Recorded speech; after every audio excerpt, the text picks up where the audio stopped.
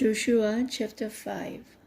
Now when all the Amorite kings west of the Jordan and all the Canaanite kings along the coast heard how the Lord had dried up the Jordan before the Israelites until they had crossed over, their hearts melted in fear, and they no longer had the courage to face the Israelites. At that time the Lord said to Joshua, "Make flint knives and circumcise the Israelites again."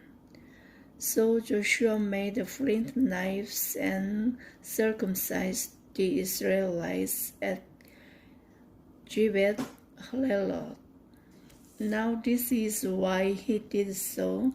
All those who came out of Egypt, all the men of military age, died in the wilderness on the way after leaving Egypt.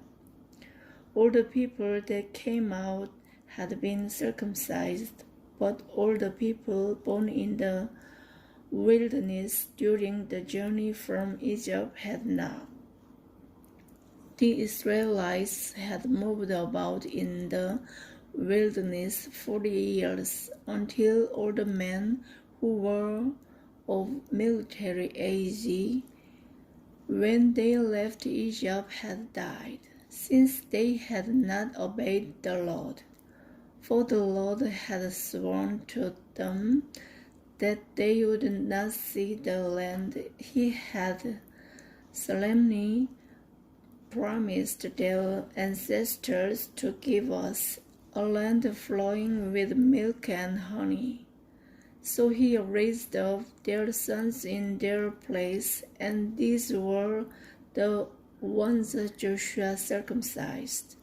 They were still uncircumcised because they had not been circumcised on the way.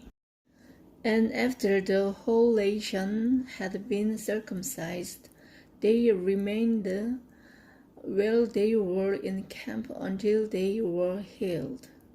Then the Lord said to Joshua, "Today I have rolled away the reproach of Egypt from you." So the place has been called Gilgal to this day. On the evening of the 14th day of the month, while camped at Gilgal on the plains of Jericho, the Israelites celebrated the Passover. The day after the Passover, that very day, they ate some of the produce of the land, unleavened bread and roasted grain. The manna stopped the day after they ate this food from the land. There was no longer any manna for the Israelites, but that year they ate the produce of Canaan.